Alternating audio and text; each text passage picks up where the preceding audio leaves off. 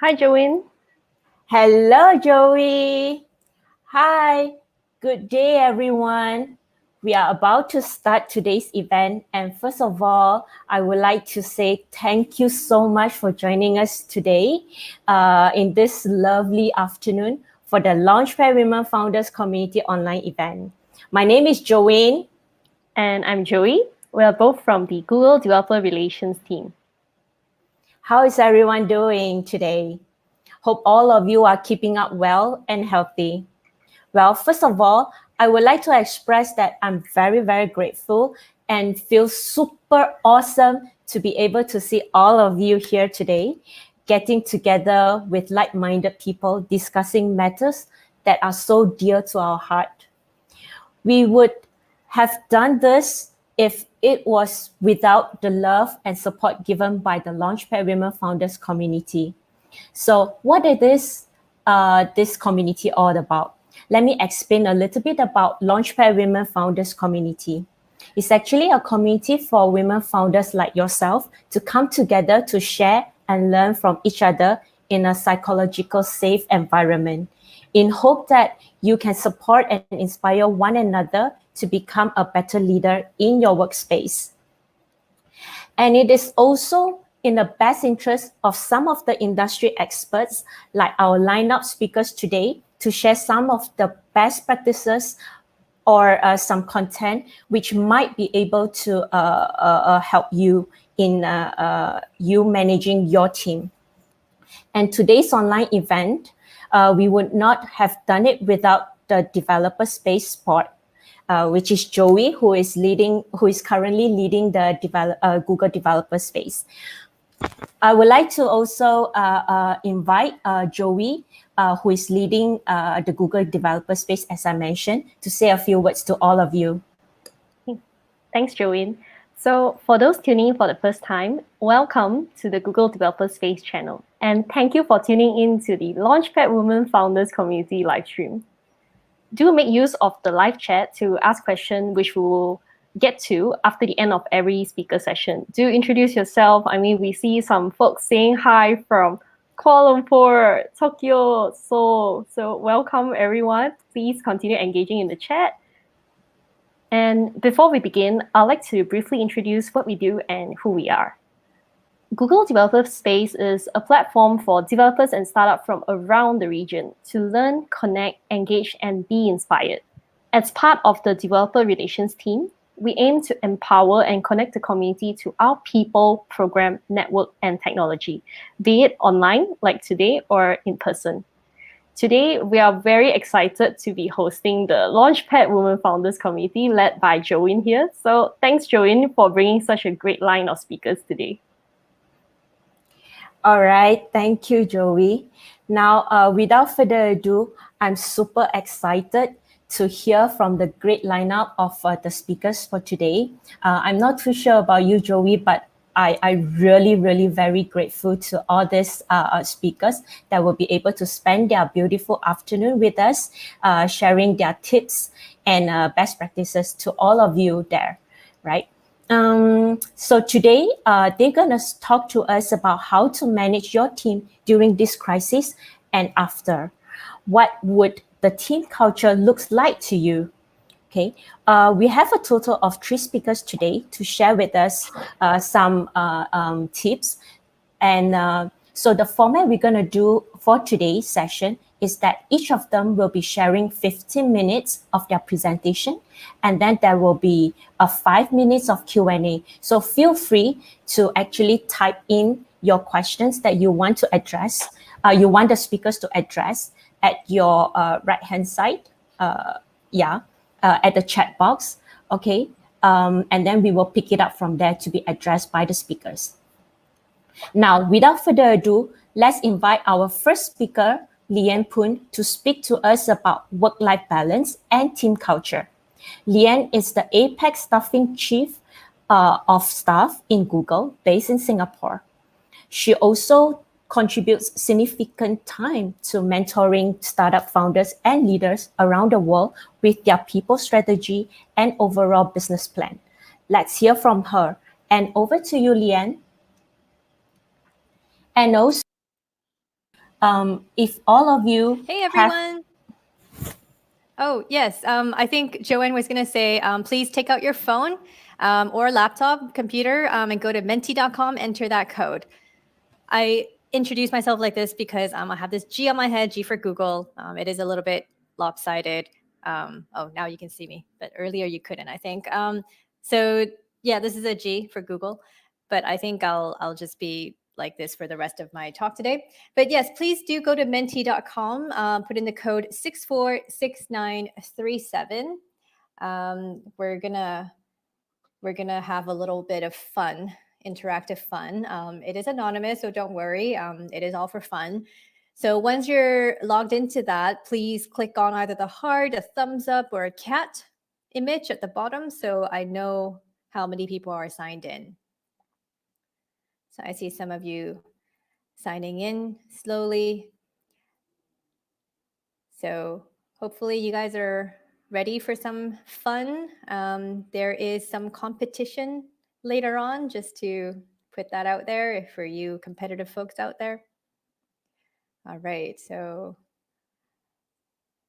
I believe this is on live stream with a number of you, but I don't know exactly how many just yet. But let's see, we have a good number of people who are signed in. So I'm going to go ahead and start.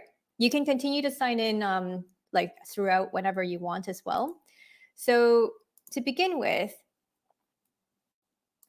let me go to the next slide. Let me know, how are you feeling during COVID-19, during all of this? So just type in words, whatever you're feeling right now, submit it on your phone or laptop. I want to hear how you're feeling. Oh, relaxed. That's great. Wow, very positive. Yes, uncertain. It's getting there. I've done a similar live stream, this presentation, like for the past couple of weeks, and I can see the sentiment slowly getting better. Like in the first one that I did, most people were like scared, uncertain, very anxious, very lonely or stressed. So it's definitely gotten better, or you guys are just very optimistic. I'm glad to hear that, see that. Just okay. But I do see a mix of emotions. And so hopefully today I'm going to be talking about well-being and team culture as well. Hopefully today I can give you some practical tips on how to, if you feel good already, how to feel even better or maintain that. Or if you're feeling uncertain, anxious, yeah, maybe not so great, then hopefully I can help you find some ways to alleviate that also. All right. So are you ready for some fun? Over the next few slides, I have a few emojis. So hopefully you're all familiar with emojis. We text with them a lot. Sometimes we use them in email. So basically, I will have a couple, like a pair of emojis. Please tell me, or please type into your phone or laptop what you think those emojis mean. And I'll give you an example first. So for example, hang on. It's loading. Oh, okay, waiting. You guys are there. One moment. It's going back and forth on me. All right. Yes, and you have to answer fast to get more points. So those emojis, that set of emojis, what do you think it is? So you have some time to answer. At the end of the timer, the answer will show as well, and you'll find out whether you got it right. So this is just a warm-up one. Hopefully it's relatively easy. Let's see how many of you got that. So starfish, yes, very good. Pac-Man, very creative, but starfish was the right answer. So hopefully you get the idea. We're going to have a few more of these just to give you an idea again of what the leaderboard looks like. So whoever is Puggy and Snuggles and Cake, you got it right. And Puggy was the fastest fingers. So you see how it works. The points accumulate. So you'll see at the end how many you've gotten right and who was the fastest as well. There's no prize, unfortunately, because we're not live to give out swag, but imagine there's swag at the end. So without further ado, first question or first emoji. So type fast. What do you think that is?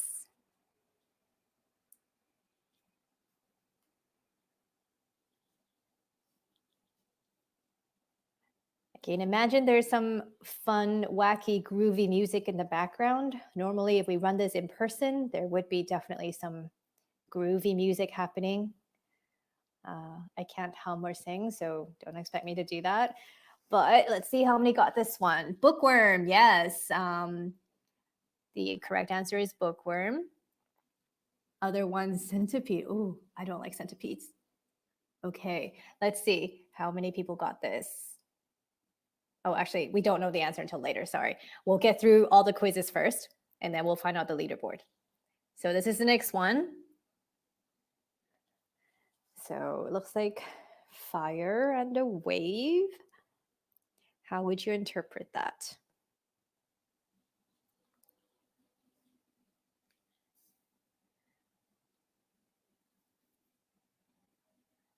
So let's see. Firestorm, close, fire wave, heat wave. So I should have got like fire wave could have been right, but some of you did get heat wave. Too bad I can't change the answer right now, but fire wave would have been good too. So let's go on to the next one. What is this? A happy looking sun, some glasses.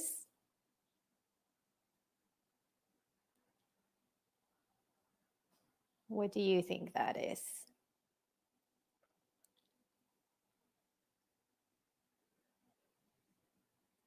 All right, almost time. Okay. Let's see, happy hour. So correct answer is sunglasses. Yes, looks like a lot of you got it. Summer party. I wish we had a summer party. Maybe soon. Okay. Let's move on to the next one. This is the last one, so hope you can get some last minute points. No hint from me this time.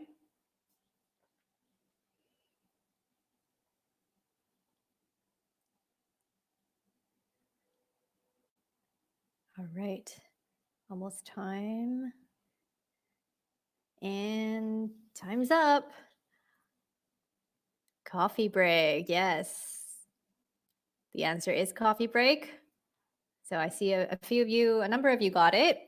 So let's see who led on the leaderboard. So it looks like it's still Puggy, whoever Puggy is. So since these are not real names, I don't know. Wow, leading by a huge margin as well. So whoever is Puggy, give yourself a pat on the back. And the next one's up, Carrie Ann and Slyn. Also, well done. And everyone else, thank you for participating. That was fun. That was just a warm up. Okay. I'm going to now go into my presentation. Give me one moment while I navigate back to my main deck.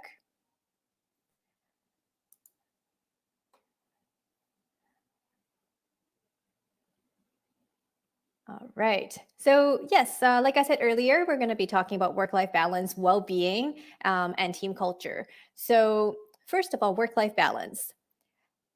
And during COVID-19, especially so, I think work-life balance for a lot of us have just been thrown out of whack. I mean, even in normal times, you could have some of these issues as well, but especially so during this pandemic, I, for one, definitely I'm feeling some of these. So hopefully some of these relate to you and your situation as well. I think we are basically all experiencing this together, even if we're experiencing different things.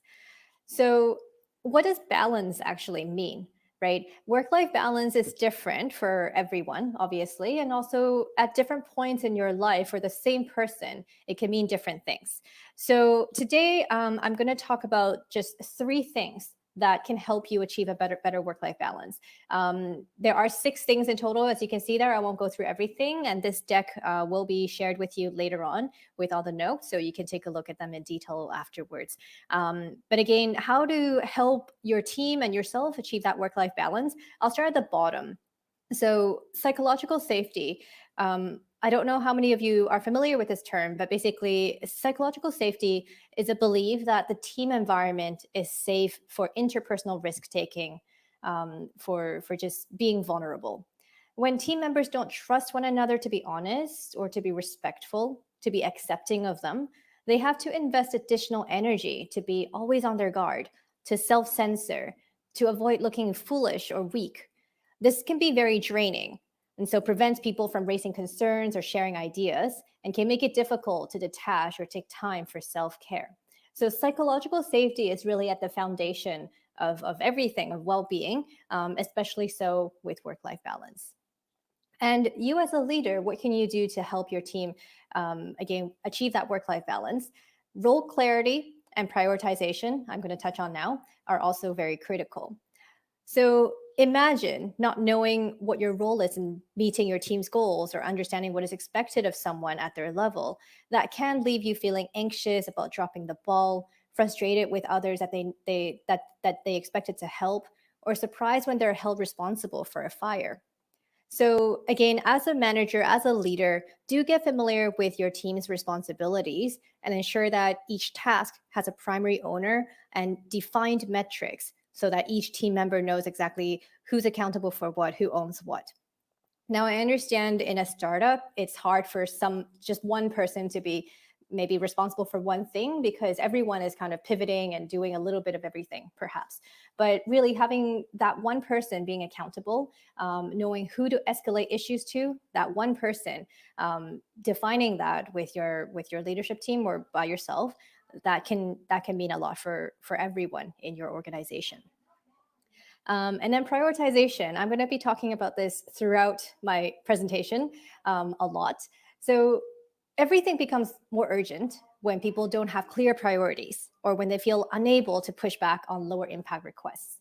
So again, as a leader, having clear, measurable goals with concrete priorities, empowering your team to push back when sensible, those are things that you have control over that you can help your team achieve that work-life balance.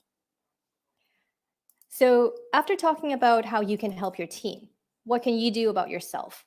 So there are many things, obviously, but one major thing I want to highlight first is actually on the right, putting on your own oxygen mask first. So this is an analogy that is very commonly used these days, especially when there's just a million things, a million fires burning sometimes, especially in a startup. And what do you need to take care of first? But take care of yourself first, right? Make sure you're in a good position, your well-being is intact. Otherwise, how are you supposed to help your team? How are you supposed to have that mental capacity to make a strategic decision or to help your team solve certain problems? So really put on your oxygen mask first before anything else. And then the other two, yes, building resilience and modeling that positive habit with your team. So building resilience is different for everybody. You have to know what triggers you, what you can do to manage your own stress, and over time, that resilience is built. Whatever you do, I encourage you to share that openly, transparently with your team, to empower them to maybe try similar things, but most importantly, to give them permission to also do similar things or to do whatever it takes for them to build that resilience. So in essence, when you're taking care of your own well-being and modeling that, that will translate into hopefully better well-being for your team as well. So after all that, what are some practical things you can actually do? So here are a few. And I touched upon these earlier as well. Being transparent with your style, how do you manage your stress, but also being transparent about your own work schedule. Right now, a lot of us are working from home. So maybe you have a crying baby in the background. Maybe you have a tiny apartment that you share with your family, and there are people walking around. So there are set times maybe that you can dedicate to work, and only those set times. Maybe your team members are also encountering the same issues. So being transparent about that when you're actually working, when you're not, can be helpful for your team to understand when they can reach out to you, or when they do reach out to you, what is urgent, what is not. Similarly, when possible, if you're working, but you know that maybe somebody on your team is not, try not to send them messages outside of their work hours. But even if you have to, just preempt it with like, this is not urgent, take care of it when you can, to give them permission that yes, this is like take care of it when they're able to.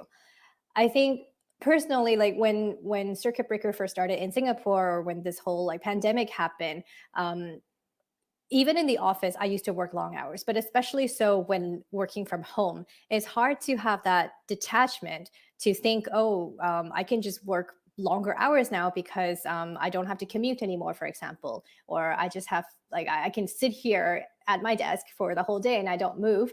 But we really have to remember to take breaks and to remind ourselves that we have to have a certain time for working and when we don't. So you as a leader, if you again give your team permission to have that definition of when they work and when they don't, will be helpful.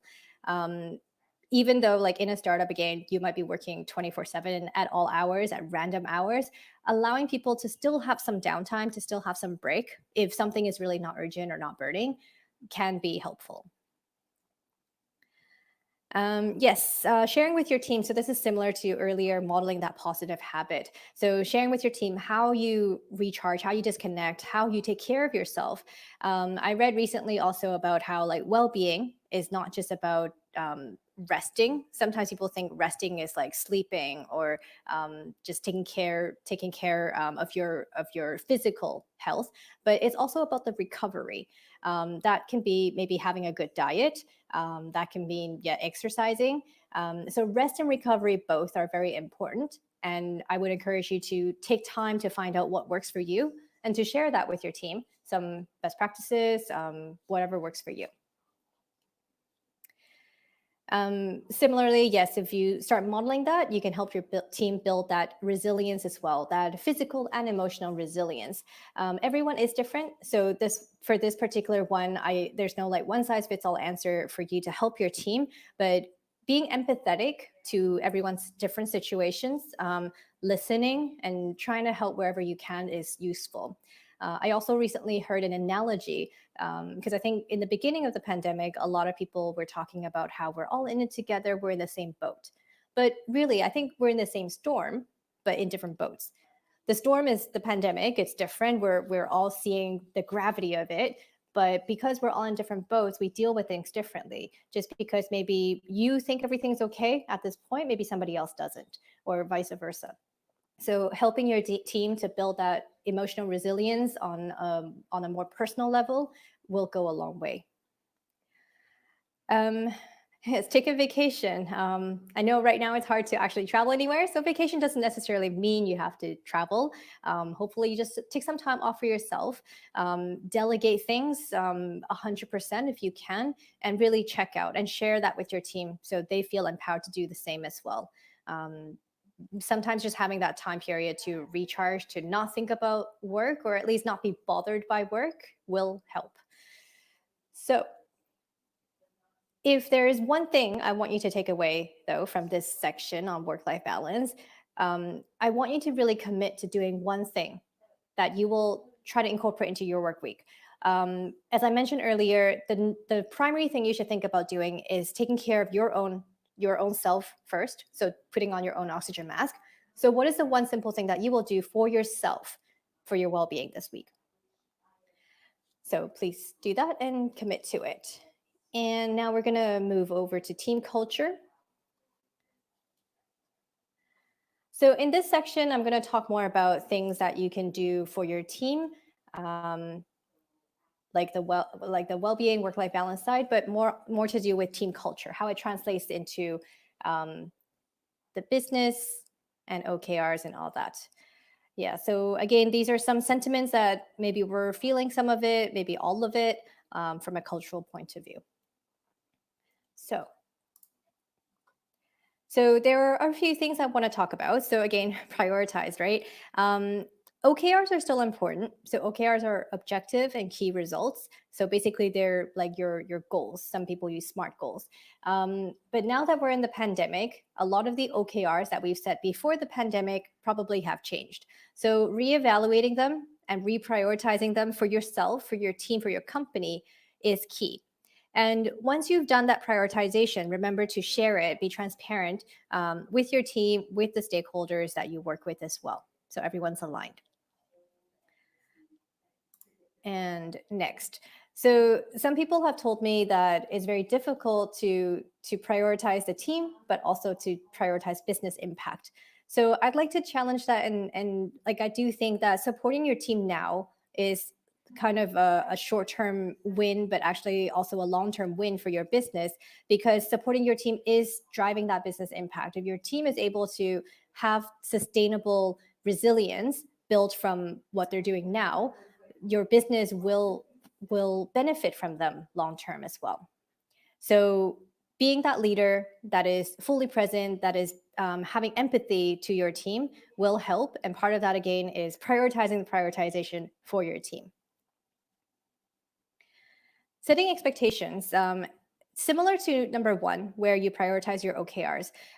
Since priorities have changed during COVID-19, reminding your team, reminding your customers, other stakeholders that we are in different times. So things are a little bit different. What they can expect from you, from the company, from you as a leader, and from one another will have changed. So remember to manage those expectations and reevaluate them regularly as well, because as things evolve with COVID-19, there are so many uncertainties, right? So things will change. I think change is to be cliche, like change is the only certainty. The uncertainty is the only certainty. So just make sure that you continually do that. And lastly, having that balance is not about prioritizing in a very extreme way and then pulling back all the way, but having some kind of balance that is still aligned to your company's mission, whatever that mission, that North Star is. Prioritizing it to your best ability and sharing that with your team, but really committing to, like what I said earlier, if you have set a goal for yourself to take care of your work-life balance, your well-being, commit to that. Having a balanced life right now is essential. It's not just about like driving business impact. I know some people are really suffering. Business is really hurting with maybe lockdowns or people not shopping like they were before, or not purchasing certain services like they were before. But really, at the end of the day, yourself, your well-being is still key, and same as your team. So please do balance that, and the rest will follow.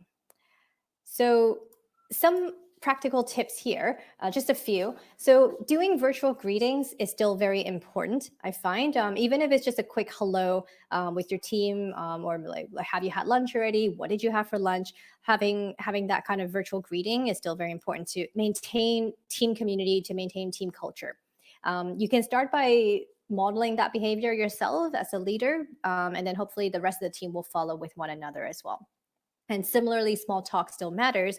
Back in the day when we were all at the office working together in person with one another, it's easy to just bump into one another and have a small talk about, oh, what did you do over the weekend? Or like, oh, how was your daughter's birthday party? So on and so forth.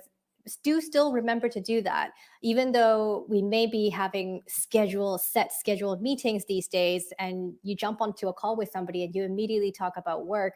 Try to still set some time, maybe at the beginning or at the end, 5-10 minutes, just to still have a chat on a more human level. Because we are, at the end of the day, still humans trying to survive this, trying to get through this every day. So remember to still maintain that small talk. Working from home is not being available 24/7. So I've touched upon that earlier already. Really really commit to setting boundaries. Don't feel guilty that you have to prioritize work over family or the other way around. Once you found that balance that works for you, stick to it. I mean, it might be a trial and error, but do make an effort to find out what that balance is, instead of going the extreme of working all the time or not working and just spending time with your family all the time. And understand that for your team as well, they're probably going through the same thing. Lastly, we sometimes don't think about this.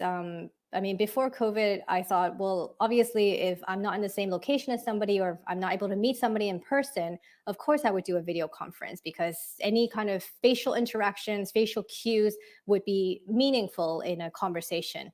But at the same time, I think now a lot of us, I mean, all of us are working from home. We may be getting video fatigue. So with all of us always on a video chat, it's hard to maintain that level of productivity or to always be thinking about work when you're on video.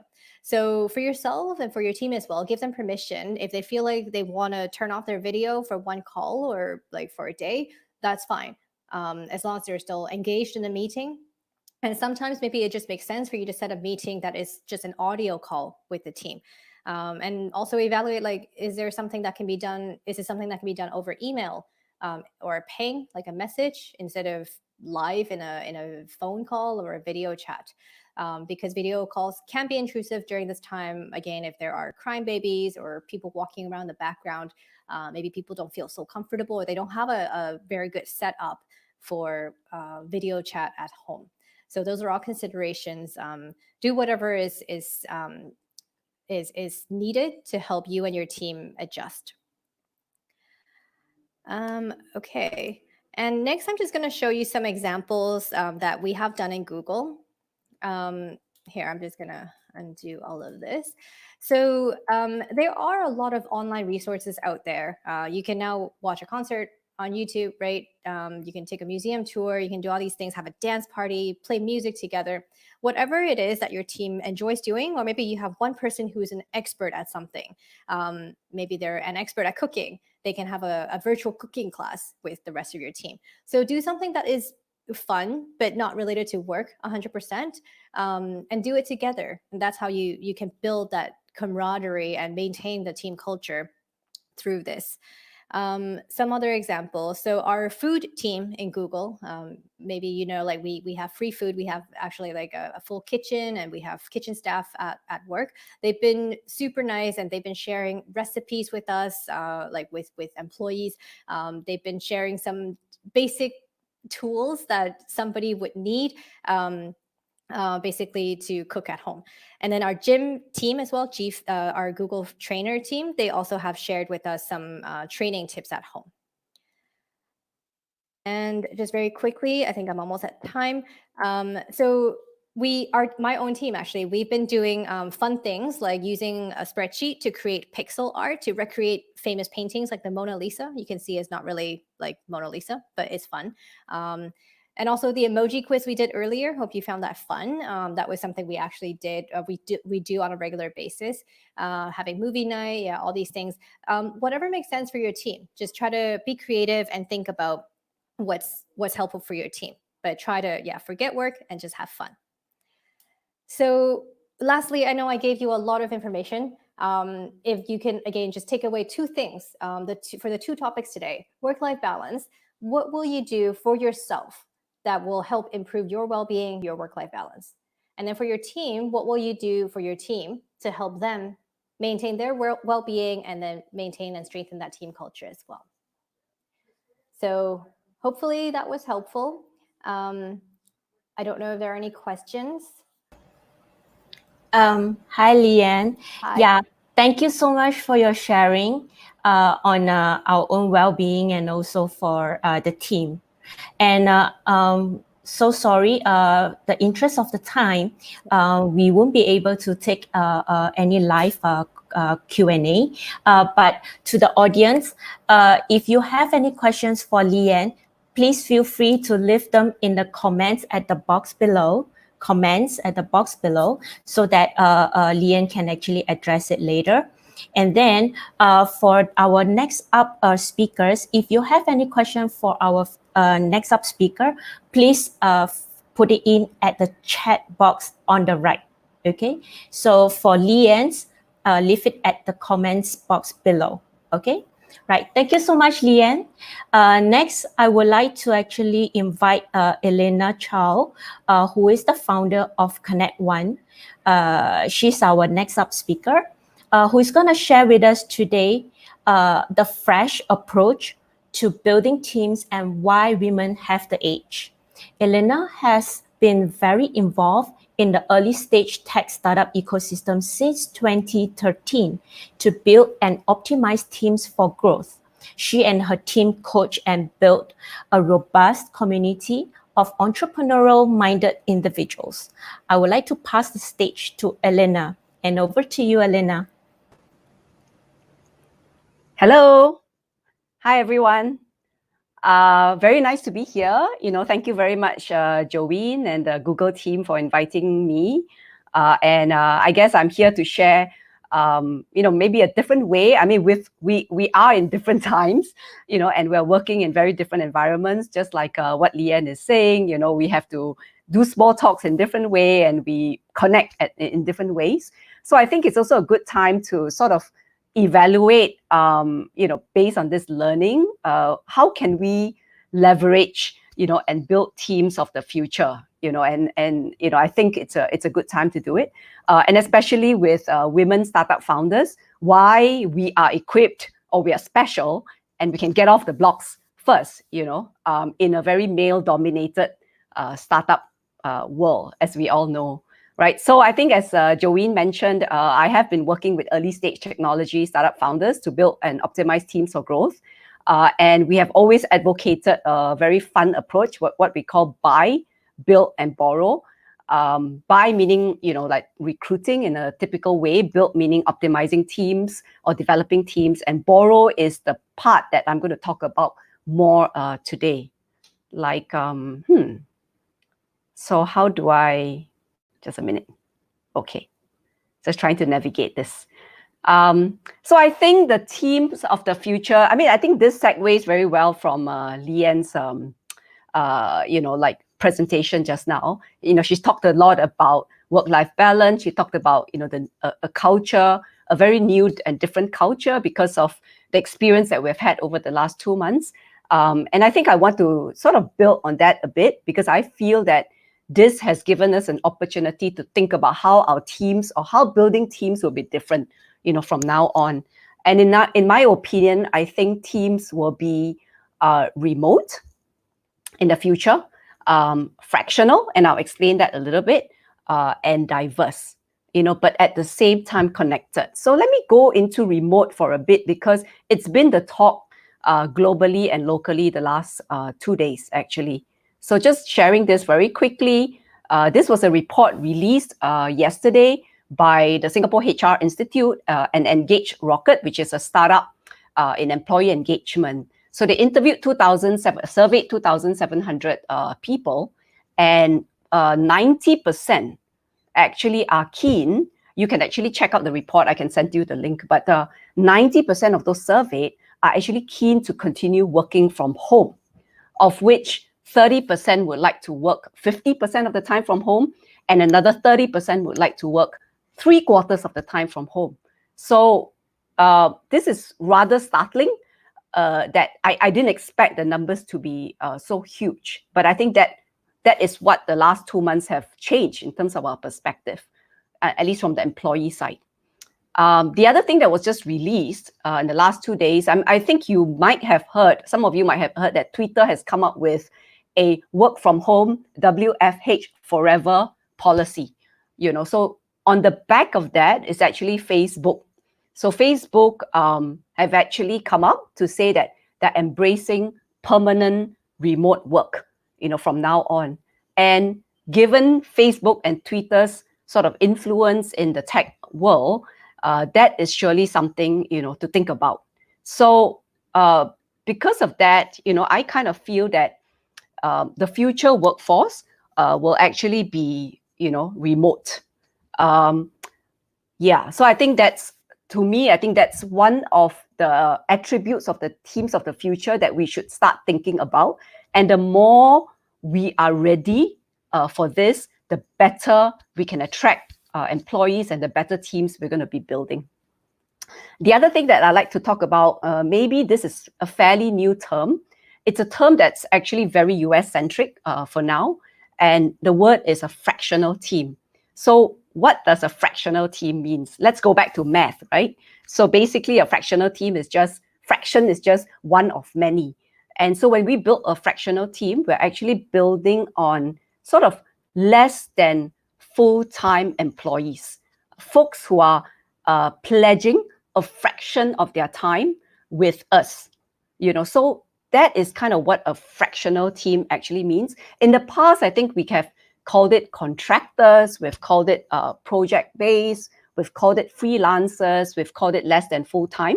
It's a combination of that except that the fractional team gets really operational.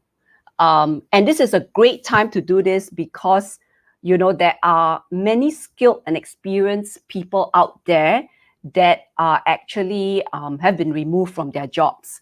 And unemployment rate has doubled in Singapore. The last we've heard, from 20,000 to 40 over 1,000. Worldwide in the US, it's tripled, and I think it's going to get more. We hear about Uber, TripAdvisor, Airbnb, you know, many of these large tech companies releasing employees every week. You know, so I think there's going to be a lot more of these employees out there, and because the supply has actually overtaken demand, I do believe that not all of them will actually have full-time roles, which means that we might see more of these kind of fractional workforce happening. It's also good for startup founders like us because, hey, you know, sometimes for practical reasons, we really cannot afford, you know, to pay for a full-time experienced person, even though we need to meet certain growth milestones. And one thing for sure, they can punch above their weight because for 2 days, they can probably do more than a junior person in 5 days. So a fractional team has, you know, I feel for those who can embrace the change, it will be a mindset, it will be a benefit. It does take a bit of, I guess, mindset and cultural sort of, you know, adapting, you know, to do that. The other thing that I would like to talk about, I think in the future, would be the diversity of the teams. Because of the remoteness and the fractional nature of these teams, it is going to be diverse. You know, if we have a remote team, the possibility of having someone from Ukraine, from China, and from Africa working on our team could really be a reality. Similarly, with a fractional team, you might have folks from really very different industries coming in, you know, to sort of lend weight to your KPIs. And because of that, I think we're going to be seeing a very diverse team. I think today, as we are speaking now, Minister Heng Swee Keat in Singapore has actually started to talk about, you know, PMETs or sort of like older professionals who have been retrenched, and what kind of support there is. So I think there's going to be that pool of skilled workers who might be older, and whom we can tap on as well. And because of that, I think the average age of the startup team might increase if we are open to folks like that with that kind of experience. So to me, I think the team of the future is no longer how we look at it to be, which is, you know, we hire someone full-time and, you know, we bring that person and they sign an employment contract. So these are the 3 areas that I think if we're ready and we're willing and we have the tools to make this work, you know, we're going to be in a competitive advantage and we're going to get off the blocks faster. But at the same time, I think as you know, as Leanne talked about, we need to stay connected. So if the team is remote or if the team is fractional, as in, you know, they come to work 2 days a week, or they're diverse, so someone can be 40 and someone in 20 in the team, all the more we need to be very mindful to sort of keep the team connected. How do we get to know each other? How do we ensure that trust, even as the team, you know, it's not the same nature as, you know, we're used to. And so all those tips that she gave about, you know, virtual talks, being present, and I'm reading off because I was writing notes as we went, ideas for culture, connectedness, and all that, I think will be, you know, super important if we embrace this sort of team. So let me go forward a little bit. Now, so why are women founders, why do I feel that women founders are going to be the first off the blocks? You know, I mean, we women, I mean, believe it or not, I'm sure you embrace this. You know, our leadership style is a little different, and kind of that's why diversity is so important in a tech startup, right? We are naturally intuitive. Our gut brain is as big as our brain here. Like, we're able to somehow feel and know what is happening. So even in a remote team, when everyone is digitally connected and we're not present in one room, I think that women are just going to be able to read the situation better. Women like us, we are also naturally more collaborative. Hugs we love hugging people. We love, celebrating. And we love getting the opinion of others. And truly, in a team where people are not full-time with us, folks are remote, and there's diversity, in terms of age or generation, getting the viewpoint of everyone and ensuring that everyone feels connected and involved, and it's going to be ultra, useful. At the same time, I think segueing onto inclusiveness, women are also just generally more inclusive. We often ask, "How do you feel about this? Are you okay?" And all these little subtle styles, that sort of comes naturally to us, is going to get us off the blocks, I feel, versus versus the male founders. So I feel very positive about it, and kind of like I hope you guys too. So some practical next steps. I know I don't have that much time, so I'm just going into very quickly the practical next steps. So a few things to ensure that we catch on to that trend and we benefit from it and we get off the blocks really quickly. Number one, having a job description. I think Leanne also referred to roles and prioritization as key to sort of work-life balance, as she was alluding to. Ensuring that they know exactly what outcomes they're supposed to achieve, what are their roles, what are the results. Being really quite anal about OKRs is going to be important, because in a remote team, you don't have that kind of corridor conversations or water cooler talk. Hey, how is it going? How are things? You don't have that luxury of doing that. And also similarly with a fractional team where people are not present every day. So being clear about exactly what work needs to happen, I think it's important. I'm also going to talk about tools, right? Because even as we have a team as diverse as this, we need to stay connected. And the only way, one of the main ways to be connected is really tools. And I'm not just talking about small talk and things like that. We need a project management tool, right? We need to ensure that we're using either Asana or Trello, Notion, or any of these. There's so many tools out there, that will help us to have that transparency in terms of where everyone is, because we don't have the luxury of seeing each other every day. So these kind of tools, I think, are important, other than the fact that, other than some of the tools to help us stay connected and trusting, as a team. Also, compensation structure. I think if you have not been hiring fractional folks or people outside of your home country, I think you need to look at the compensation structure as well. How do we structure, how do we pay someone in all? I mean, so it's not going to be as straightforward as it used to be. There are nuances around taxation and other sort of things, to look at. So I think the compensation structure, and then related to the contract that we have, it's not going to be the standard contract again.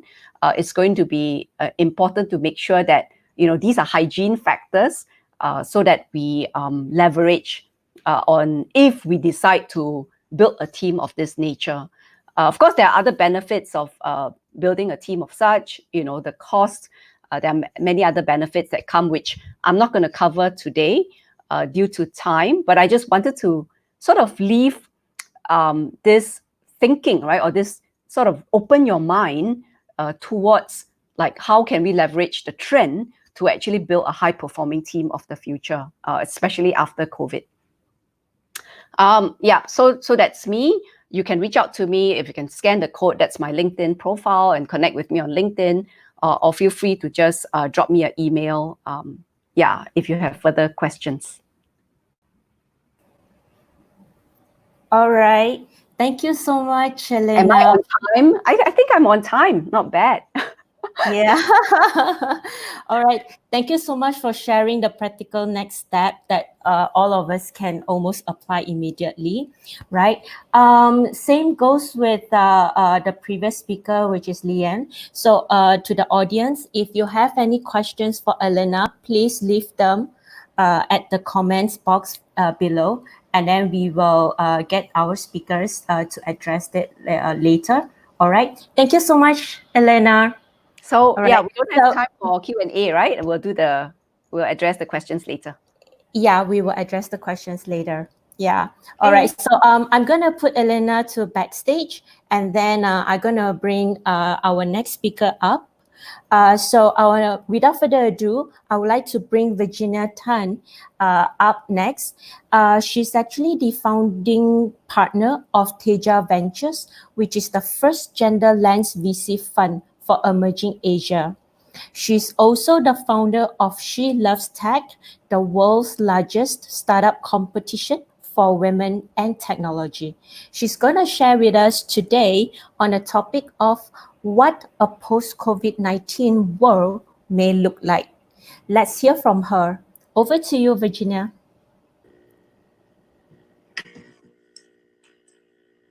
Hi. Sorry, I'm just plugging in the headset so that it can be clearer.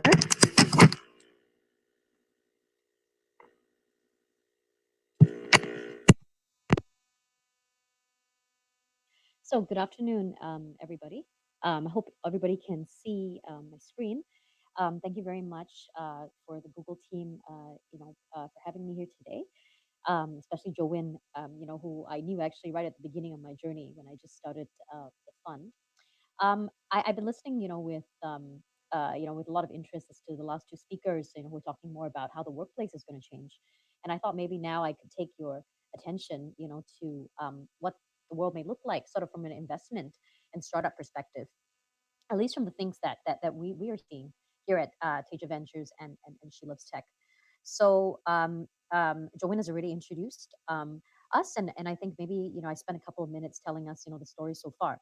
So uh, Teja Ventures is a gender lens venture capital fund for emerging Asia. So I think a lot of people may be curious of what gender lens investing actually is. And actually, there are many ways of looking at gender lens investing, but generally, it's investing for the benefit of women and girls, right? And we focus on investing in early stage technology companies for the she economy. And what led me to the fund is actually, prior to that, we built in 2015. We started building She Loves Tech. It was one event in one country, and then what Uh, happened? s- Sorry, Virginia. Maybe you can speak slightly louder and then slower. And then can you tweak your camera to look at your face a little bit? Yeah, Okay, yeah, is it not looking at my face now? yeah. Tweak. Yes, yes. This is good. This is good. Is this Thank better? you. Is Yeah, this better? this is good. Yeah, Yeah. because All yeah, right. Thank you. right, no problem. Okay, so thanks. Basically, we started She Loves Tech in 2015. Was one event, like 150 people, and in 2020 we're in 30 countries across the world. For five continents, and but our largest sort of startup community is actually here in emerging Asia. And actually, so I wanted to share a little bit of what we've been seeing the last couple of years, and I think obviously COVID-19 has been, we're living in unprecedented times, and what we hear a lot, of course, is the sort of the negative stories, right? Businesses, especially small businesses, especially startups, increasingly facing problems, right? So there was I did a seminar recently for United Nations, and they did a survey, and they looked at female-led startups, and um, you know some of the top challenges that they had. Obviously, things like cash flow, disrupted supply chain if you're an emerging market country, currency fluctuations, and obviously, if you were offline, right? I mean, then customer outreach, is also severely impacted. But what I think people are not seeing yet, is actually the post-COVID story, and actually the good that may come out of it, and what we may actually learn from it. And I think many startups are actually coming to us, asking us, how do we fundraise? How do we actually grow in this new environment, right? And I think, actually many of the startups, that I've been seeing, actually building on previous traction, are actually showcasing how they're navigating COVID-19 and actually using that as a as a way to actually fundraise again, or to grow actually post COVID. Some companies, they for example, in since we're in a digital world and Google is a technology company, because they were doing digital distribution, so they basically benefited. But actually, what has really impressed me about what I feel are the strongest, most resilient entrepreneurs are the ones who've actually used COVID to pivot, to innovate, and to transform. And that basically, to me, showcases the strength, and the resilience of an entrepreneur. And I wanted to share a case study with you. What I find very interesting about Google, my sister actually works at Google in Singapore, and I'm told, like, Google is a huge startup, with an incredibly entrepreneurial sort of atmosphere. I'd love to hear from people how they are, innovating in times of COVID. So I'll give you an example. This is a company that we are currently closing our investment in. And when I first looked at them pre-COVID, they were a food chain. They were a plant-based restaurant chain, and I actually wasn't really that interested in them. But obviously, with things like lockdowns, a lot of the restaurant chains cannot actually operate, or at least they cannot have sit-in customers, right? So apart from moving to online sales, by Grab or by Gojek, Grab Food, what they actually decided to do was to use COVID, and they pivoted very quickly to transform the company from an offline food chain to a consumer brand with digital distribution strategy. And they spending all this time, raising money and developing new food labs. And so what will come out of COVID is actually a brand new company. What investors did not want to touch before COVID, because it was a restaurant chain, and a lot of VCs don't like that, actually is going to come out as a plant-based consumer brand, the first in Indonesia, and they're already profitable. So that these are some of the stories. I've seen a lot of these stories, but this is just some of the stories actually that are coming out in terms of innovation in the time of COVID. But I want to talk a little bit about what a post-COVID world will look like in terms of investment trends. I mean, I know that you all in a company, you guys may not be investors themselves, but I've always thought that investment trends are important, because they, in a way, they decide the world that we live in. They decide the new consumption patterns, the new types of technologies that will actually shape the way that we live and we work. So one of the things which I noticed was that in during this COVID period, there's been a greater shift towards ESG. ESG is environmental, social, and governance investments, which means basically social, good types of investments. Record of 12.2 billion, just from the first quarter of this year. Obviously, Tasia specializes in generalized investing, which is, people think some people see it as a commercial opportunity, some people see it as a social opportunity. I see it as both. And what we're realizing is actually, at times like this, something which was seen as very niche is actually proving to be counter-cyclical. And the reason for that is because we invest in core needs revolving around the life cycle of a woman. And actually what we're seeing is that in times like this, right, if you look at what we see as core needs, even in times like this, all the more, people still would spend on these kinds of things, except that the distribution is a little different. We've always invested in digital distribution. We believe it was the way of the future. And now more than ever, that thesis is proven. So whether you look at education, with children not being able to go to school, whether you look at disrupted workplaces, right, and people using, online tools, whether you look at, finance and banking, which has been disrupted, whether now did you look at, health and wellness, you may not want to go to a hospital, or go to a clinic. You might just want to seek consultation online. You need to buy things online, etc. So we're seeing, and what's really exciting is actually what we thought maybe was a slightly niche thesis is actually becoming a very real thesis. What was, unique is now becoming immediate, becoming urgent. And that's something which I feel, for me is quite gratifying, in terms of what a post-COVID world would look like. Because in the past, it was more like, okay, so these kinds of funds, they're really just for good business. But actually, good business should be normal business, and so, in a post-COVID world, what we see is we foresee, of course, accelerated digitalization, and democratizing access to core needs, obviously food, healthcare, beauty, wellness, education, finance. And, as an investor, I'm looking at, as an investor and also as a, running a global startup competition, I'm looking at companies and considering investing in companies that I probably would not have considered a year ago. And I think that that is great because all the more now, driven by, obviously, I think COVID has basically shown us, the urgent gaps in the things that we have invested in, the urgent gaps in society's infrastructure. For example, how do we get essential goods and services to the rural poor? How do we ensure that our food chains, supply chains, and energy is sustainable? How do we ensure that we keep distribution open for people who are not living in the main cities? How do we ensure that education is available when people are stuck at home? How do we ensure that our healthcare systems can hold up when they're being stressed to the point? And especially in countries where the physical infrastructure was never good. And so, I'm already starting to see, a lot more investment dollars flow to things which were seen as niche, but now are going to become the new normal. And, an example I wanted to share with you all, is we have a company called Frontier Markets. And, what they did was that when I invested in them, they were like an offline company. They were doing rural, commerce, and they used village women essentially to sell goods to villages. They started off with energy products because rural India is still very much not connected to the grid.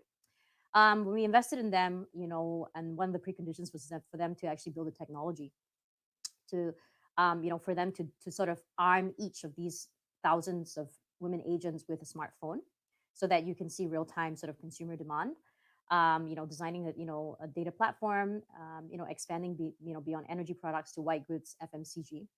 Now, so what happened during COVID-19 is that the company was able to obtain vital permits as an essential service provider for rural consumers when all other businesses were shut, because the government was relying now on these kinds of tech-enabled companies to keep, crucial, distribution chains and supply chains open.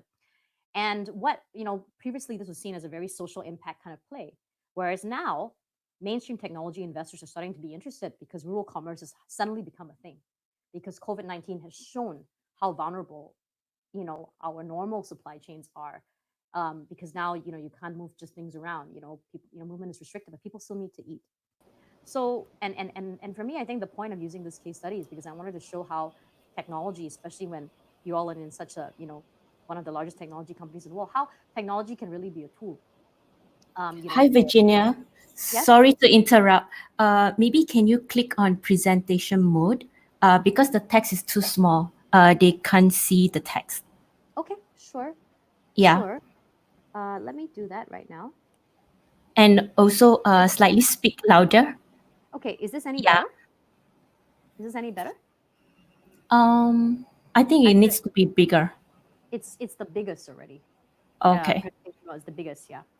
All right. So yeah, Okay. so yeah, so basically, like I said, what was niche before is becoming normal now. What investors were before, investors were only interested in like tapping the urban classes in India, but actually India has 900 million rural consumers, and all of a sudden, what was niche like rural commerce is now becoming more mainstream. So like I said, did not really expect it, but this is the kinds of things that we're seeing. And so, this year when we went back to designing the 2020 She Loves Tech competition, we are covering 30 countries, and also very interestingly, we used to do all these rounds physically, and now basically we're doing them, virtually. And because we're doing them virtually, last year we did 20 countries, this year we're at 30 countries. And what we decided to do is that this year when we designed our verticals, we were going to design our verticals on all the things that we felt the world needed post-COVID: fintech, enterprise solutions, health and well-being, clean tech, education, consumer and retail, food, women's issues, smart cities. Because we realized that, we have a newsletter every month, and we like to showcase a lot of these great stories coming out of COVID and the role that women in technology are playing. And we're starting to realize that, it was always the case, even in our competition, we were seeing all these really new sort of technologies, cool solutions coming out, which were addressing problems, and now more than ever, I think COVID-19, because it's brought a lot of our fault lines. All of a sudden, more than ever, I feel like we need women to play a decisive role in creating the solutions to the most urgent challenges. And we've noticed that, at She Loves Tech, the majority of companies, for example, are health, care, fintech, and actually education. And women's issues. These are the kinds of things that women are actually thinking about. So, so we're very, very excited, about that. And, like I said, what was seen as social before is actually crucial now. Yeah. And I mean, that's actually really what I want to share in terms of insights. And, happy to take any questions.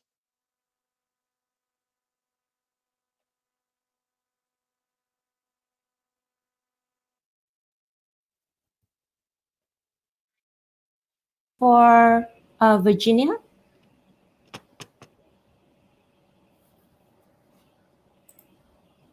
All right. Okay. So if no questions, thank you so much, Virginia, for your sharing. Thank you, Joanne. Right. All right. So we're gonna put Virginia to the backstage. And hi, Joey. Hey, Joanne. All right. Super awesome session, right? What do you think?